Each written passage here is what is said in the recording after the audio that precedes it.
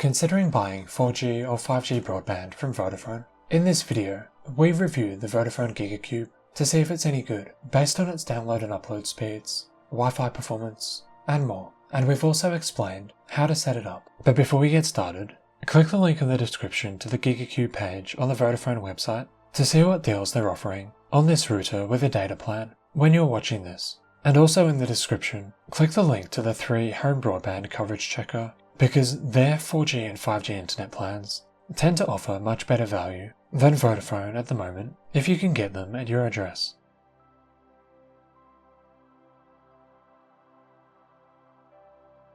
So when your GigaCube arrives in the mail, how do you set it up and get online? The first thing you need to do is unbox it, and the first thing you'll see is the router, a ZTE MC888 Ultra with Vodafone branding. It's worth noting, it comes with 2 LAN ports, but no external antenna ports, to help you get better 4G or 5G signal. There's also a phone port, although we're pretty sure Vodafone disables it out of the box, but if we're wrong, correct us in the comments. Anyway, once you have the router out, open this other box, and you'll find an Ethernet cable for the router, which you don't need to use unless you want to plug things into the router's Ethernet ports, and also a power cable for the MC888 Ultra. Below that, there's some documentation, including a quick start guide, a card with your Wi-Fi login details, which is handy, and an ERP conformity notice. And separate to all this, you'll get a Vodafone SIM card, which for us was included in a different package. So once everything's unboxed, the first step is to insert the SIM card into the router. The SIM slot is on the base of the router.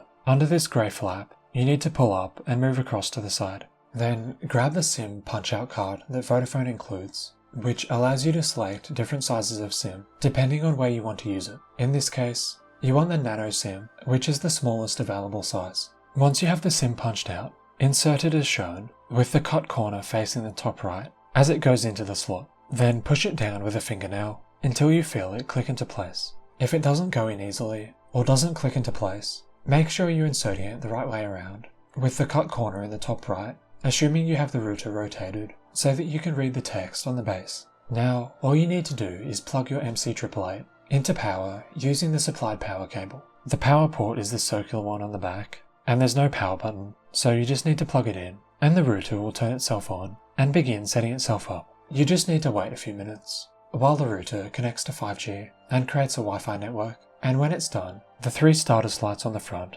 will all be turned on and white. And when this happens, you can connect to Wi-Fi using the login details on the card in the box or printed on the base of the router.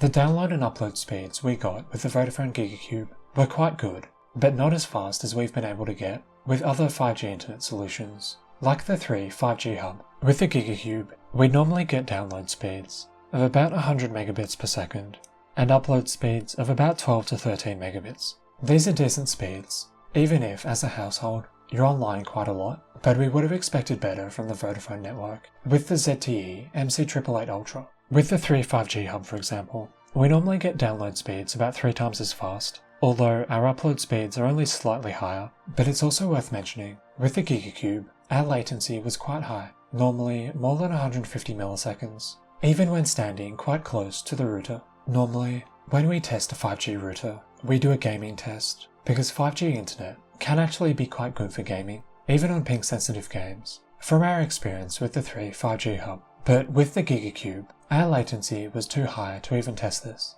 even over an Ethernet connection to the router. So if you're a gamer, we wouldn't recommend Vodafone 5G broadband. It's also worth noting, Vodafone sells this as both a 4G and 5G internet solution, so the speeds you'll get depend on whether you're using it with 5G or 4G internet. And to check this, click the link in the description to the Vodafone coverage map and put in your postcode and see whether they offer 4G or 5G signal at your address. If you're only getting 4G, your speeds will be a decent bit lower, closer to 30 megabits or so, according to Vodafone. But whether you get 4G or 5G, we think 3 home broadband is normally a better choice no matter what, assuming you can get their signal at your address. Because with their products like the 5G hub, they have a 30-day return policy, meaning you can set up 3 4G or 5G internet and see what the speeds are like, and return the router if you're not happy within 30 days to get out of the 24-month contract.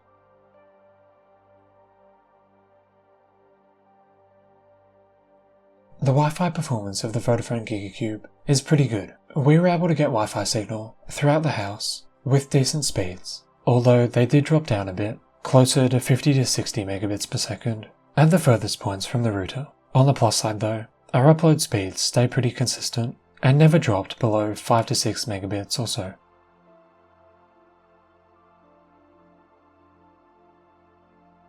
So, is the Vodafone GigaCube good value for money? At the moment, if you want unlimited data, which you probably do as a family, they're charging £30 a month for this, with a pretty low upfront fee. And for some reason, the plan with the data limit is more expensive, just in terms of the upfront fee, which is a bit strange. But anyway, with the unlimited plan, this is a lot cheaper than the £50 a month EE is charging on their 5G internet plans. But it's a lot more expensive than the 3 5G hub, even though it comes with the same contract length, faster download speeds from our testing, and a 30-day return policy. Not to mention, there's no setup fees on the 3 5G hub, when we're recording this at least. Vodafone also offers month-to-month plans, which is good, because most other mobile broadband providers don't do this. But the monthly costs are really high if you want unlimited data, and the upfront fees are pretty steep as well. 3 sometimes has 1 month plans, although they're not displaying them at the moment, and they're normally about £28 a month or so,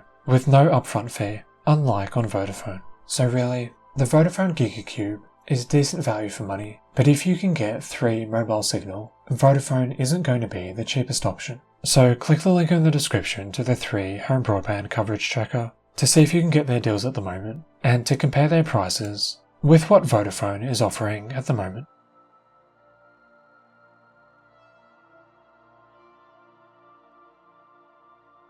We had some relatively big issues when using Vodafone 5G internet. Our download speeds were good, but nowhere near as fast as we get with 5G broadband on other networks. And while the ZTE MC888 Ultra is easy to set up and offers decent Wi-Fi performance, our latency was quite high, and the router doesn't come with any external antenna ports. So if you're in the market for 4G or 5G internet, click the links in the description to both the Vodafone and 3 5G broadband pages to see what speeds and prices they offer at your postcode when you're watching this. And if you have any questions about our experience with the Vodafone GigaCube, let us know in the comments below, and we'll reply as soon as we can.